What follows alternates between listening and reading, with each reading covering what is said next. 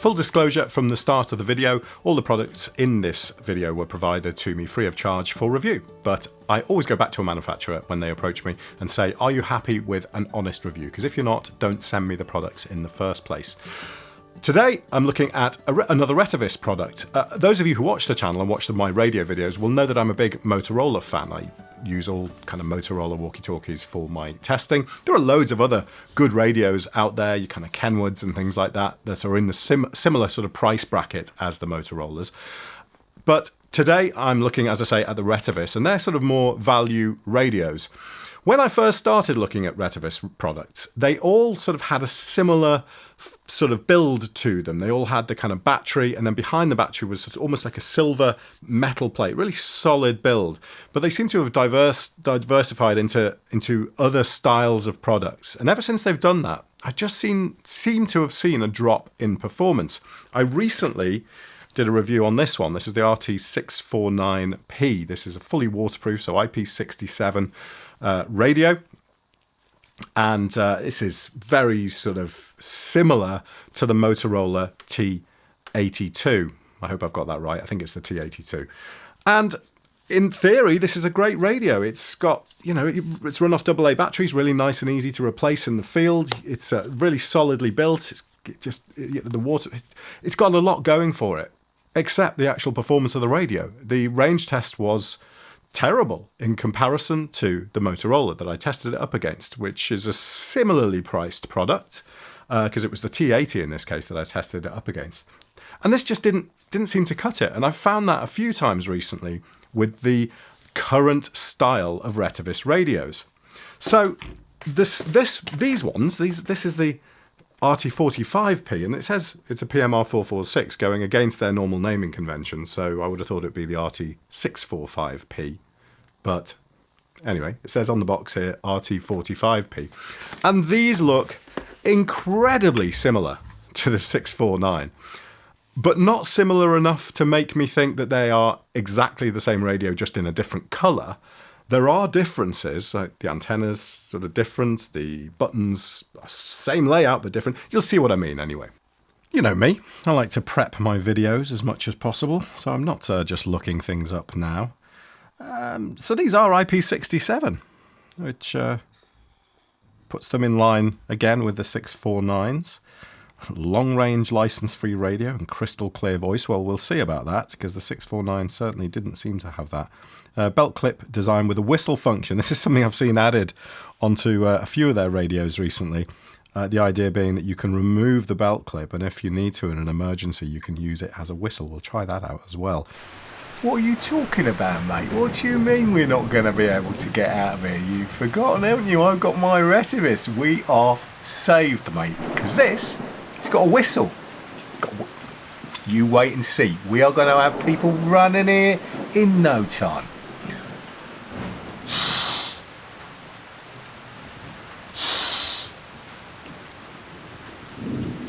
Oh, God, that's a load of shit, isn't it? Dual watch. Again, you can monitor 2 channels at the same time, so not just scan through the whole lot. You can actually monitor 2. And a room monitor. Why not just buy a room monitor? It's got this walkie-talkie next to the bed of a little cute boy holding a teddy bear. That's nice. And built-in flashlight. Yeah, that's fair enough. That's a useful thing to have. Rechargeable batteries and standard batteries. So it comes with batteries, apparently. But there we go. So there's a little bit about the radio. My work here is done. But let's have a look in the box and see what we have. So manual here. And here we go. Here are the radios themselves. So I'm going to have a look at one of these. And first thing I'll do is just put it side by side, so you can see where I'm coming from when I say these things are similar. They've got different displays. I actually prefer these type of displays to these sort of black and then they're just lit up displays, because these tend to always have to turn off when they're being used, because otherwise they eat up power. These are so low power they can just stay on all the time when the radio's on.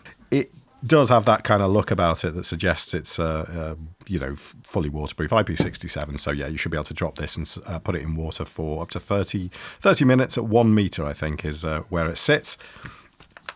Microphone in exactly the same place here, top right-hand side there, just above the speaker.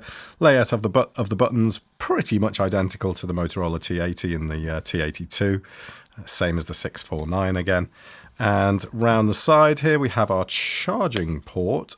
And it actually says on there, you can just see there, it says headphone as well. But there is no headphone on there, so I'm not sure what they're talking about there, actually, whether there's some accessory that allows the use of USB-C that can provide audio through it as well. I'm not certain on that. But interesting to see a USB-C port on a Retevis radio. Have we seen one of those before? I don't think so. This was micro USB. Does it stand up? Let's do the stand-up test. Absolutely. Look at that. That is a nice, firm base for standing up. Gosh, I really feel like I'm like discussing the minutiae of details on a walkie-talkie now, but that's important. It's really important that this stands up. Not only does it stand up, look, it's got little drainage bits as well, so the water can come out. But yeah, stands up, no problem. That is a good radio to stand up. And round the other side, again, in very similar vein to the 649, we've got an SOS button here, but that also turns the light on. And then a sort of rather odd, sort of dimpled push-to-talk button there. How does that? Yeah, it feels all right, that. That's okay. It's an unusual sort of look on the rubber there. I'm not a big fan. I think it looks a bit cheap, that. But yeah, works all right. Nice little micro switch there. Works okay. And then it's sealed with the 2 screws again in similar way to this. So there is a charging, there are options for charging for a dock, but you don't get a dock with it to be able to charge it. What else do you get in the dock? Well, you get in the box, well, you get 2 of the radios for starters. We get 2 of these whistling belt clips, but that just attaches on the back there. That's actually quite a nice fit, that. Like that. And also in the box we have a charging cable, and it's their standard type now where they split off. So they kind of do a dual USB cable. So we've got a USB-A at one end, and it has a split in it, so you can charge both radios at once. So you can't carry any data on these kind of cables. These are just supplying the pins that provide power up USB. And it splits into 2 USB-Cs, which could be a useful cable for other things, actually, now that everything's USB-C. Yeah, that could be handy. And a couple of lanyards to put on the radios too.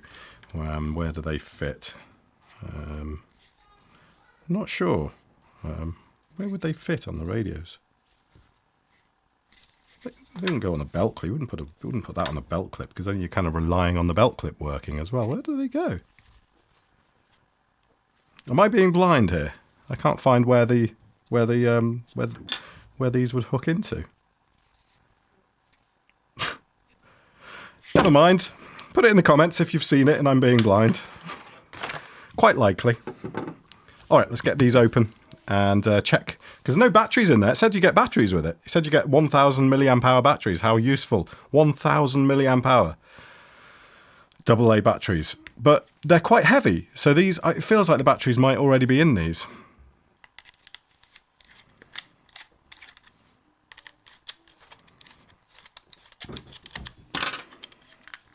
Ah, they are, look. Yeah, that makes sense, I suppose, to package them in there, because then you don't have to take up the extra space in the box, do you? So all individually sealed in plastic, and they're right as well. Look at that. Generous. A generous offering on the battery there. Get out of its plastic. These are light as a feather. Kitchen scales, complete with probably bits of food and general greb on the side of it. So let's zero it out and pop on one of these batteries. There we go. 1,000 milliamp hour battery, 20 grams. Panasonic Eneloop 2,500 milliamp hour battery, 31 grams. What does that tell us? Well, pretty much nothing really, but usually the amount of power available in a battery does influence the weight. I don't know if it's something to do with how tightly packed, how densely packed they are inside or something. I don't know. Probably more useful would be how much does the radio itself weigh. Well, we can find that out as well. So I'll just switch back to grams and standard on there. So with batteries, we're talking 225 grams for the radio, or 7 7/8 ounces. Are you a fan of AA batteries? When, if you're using a radio, would you prefer it to be a rechargeable, just a standard sort of lithium-ion rechargeable, or are you a fan of AA's? Personally, I think AA's are good because you can easily replace them with anything, anywhere. There is no kind of battery to just go bad and have a max number of charge cycles. Doesn't exist, because as soon as they go, if you put a bunch of rechargeables in this, you just replace the rechargeables. Dead simple to do. And let's try powering it up. There we go. Clearly shows that it's a 16-channel radio. Nice quick power up there. Unfortunately, we're stuck with digital, call it digital, but these up-down volume. So we're at volume 7 and it maxes out at 7. I mean, does that seem weird to you? Is it only here that we have an obsession with 1 to 10? But why max out at 7? Why not just make it go from 1 to 10? It just feels more, in the decimal system, it feels more logical to me, but maybe there's a reason for that. Whenever you're setting anything on these, to just kind of confirm what you want, you just quickly press the push to talk button. If you're stuck in any menu, push to talk and it'll kind of confirm and get out of it. So if I want to change channel, for example, I think I can just do menu and I can go down to channel 12, push to talk, and I'm out back into the main sort of home, if you like. I suppose the push to talk acts as a sort of home button in that sense.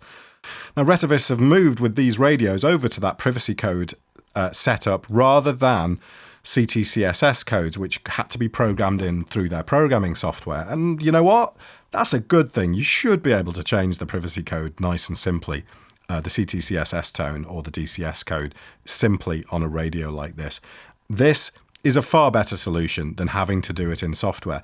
Now, if you're using your radios as something where you're just going to give one to a load of radios to workers or something like that, let's say you're working on a construction site and you're just going to give everyone a radio, you probably don't want the option to be able to mess with stuff like that. So having a radio that just has a volume button, channel button, everything's programmed in software, you can mass program across multiple radios, and all the CTCSS stuff is fixed. That works in that setup. But for these sort of radios, where these are probably more sort of consumer radios, and you want to be able to have that flexibility, it makes sense to have it done in this way. So let's just transmit. And there we go, look at that. We get a nice little radio mast with a signal transmitting from it. There's a call button here, so you can just press that to alert someone that you want their attention. These screws in the back, then they have no kind of retention on. So when you unscrew them from the radio, if you unscrew them and you're doing it upside down, they will just fall out. If you were wondering on the model number, which I'm sure you weren't, but if you were, it is listed inside the radio too, and it does say RT45P, and it does specifically state that this is a PMR 446 radio. So this is a power reading, this low here. But of course, as with all Retevis radios, you have two powers. You have low and high.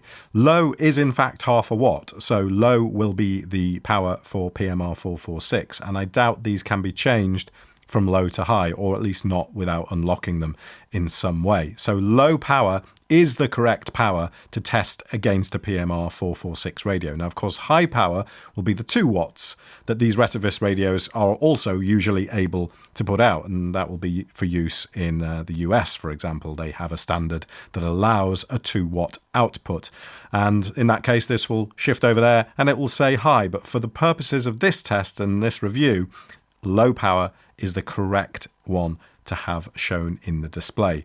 Let's have a quick look through the menus, shall we? So first press on the menu allows you to change the channel. So I'll just change that down to channel 8 to match the other radio.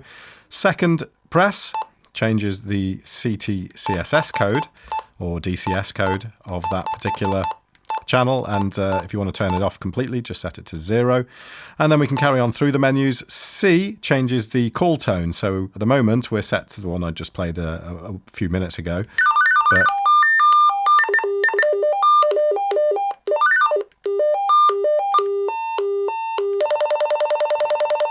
And then we have the Vox function to turn that on or off. And then we have the dual watch function as well. Going on, you've got this little ear thing here, and it says be there. And this is the room monitor function.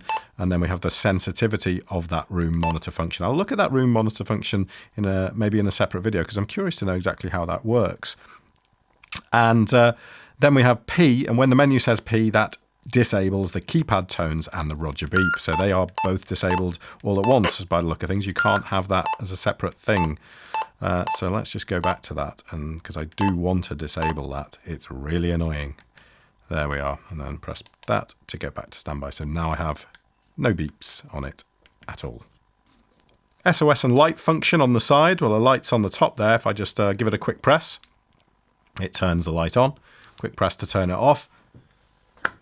But let's bring the other radio in and see what the SOS function does. So I assume I press and hold. Wow. Good God, that is... I was totally not expecting it to do that. Normally it just transmits a kind of alert tone or something to the other radio, but this just puts on like a really loud siren.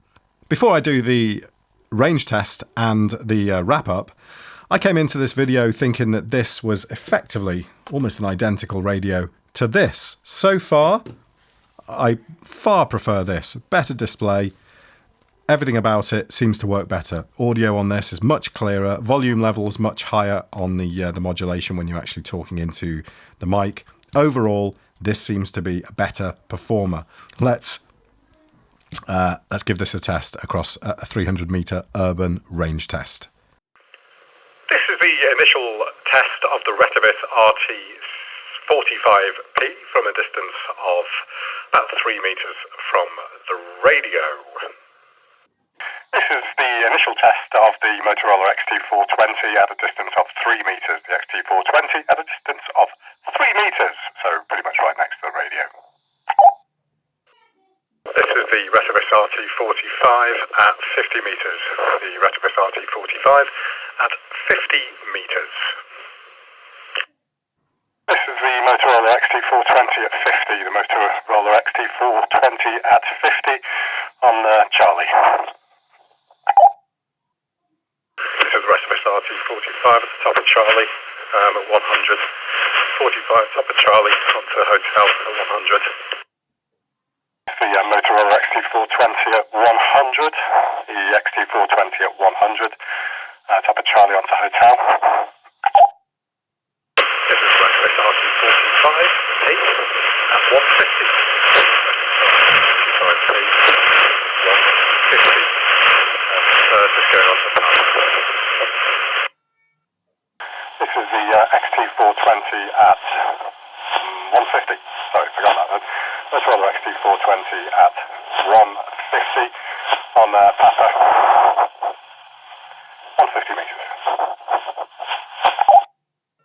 The RT45P at 200. The RT45P at 200. That's a 4-meter test setup. Between the two radios. So separately.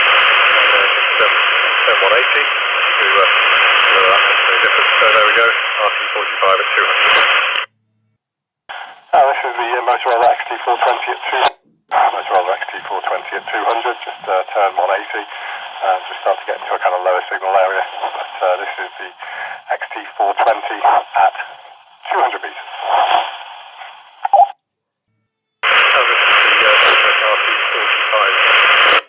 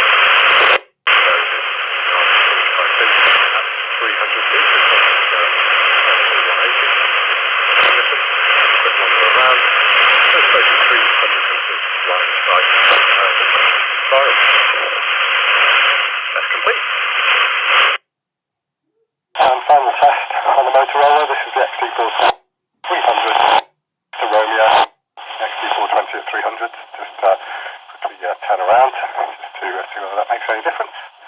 Final test there on the Motorola, the XT420 at 300 meters, and test complete. Let's do the good first, okay? I really like the radio. I love the fact it's AA. I love the fact it stands up.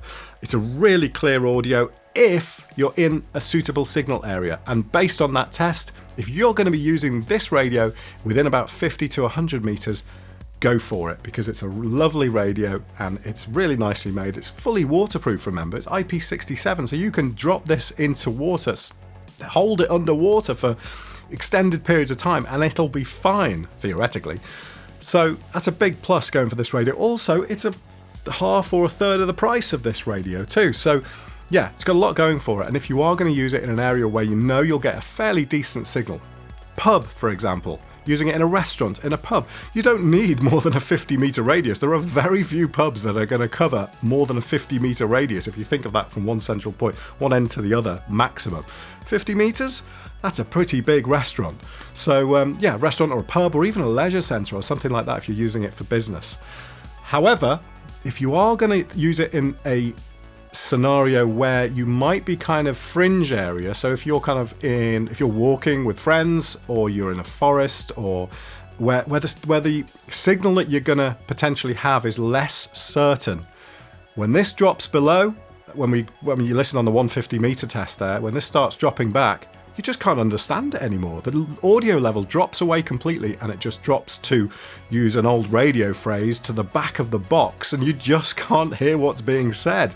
I don't know what Motorola do on their radios with their audio compression or expansion or noise reduction or something like that, but they, even at lower signal levels, they maintain that really bold audio, and it means you can hear what's being said, and that counts for everything when it comes to a walkie-talkie.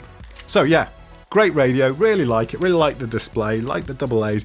I like a lot about this RT45, and I think the audio on the speaker is super clear, it's crisp and clear if you're within the signal area of the radio. If you're going to use it in an unpredictable signal area, don't go for this, spend a bit more money and probably go for something like a Motorola. I end up saying similar things on all these tests, but until I come across another Retevis that performs as well as, for example, the RT24 did back in the day, then yeah, I'm going to carry on giving you the honest results, because the great thing about this range test is that the signal does drop down at 150 meters. This is a PMR 446 true range test. It's not a sort of get up on a hill and see how far we can go because it's line of sight range test. It's a what you might use this for in a real life scenario. So yeah, 150 meters, signal drops back, this doesn't perform so well. Anyway, there we go. Let me know what you think of the RT45 in the comments. I really like it, but do let me know. And if you like this video, then consider subscribing to the channel, or alternatively, if you want to check out this product on Amazon and you'd like to support the channel, then please click on the links in the description. Thanks very much for watching. I'll see you again soon.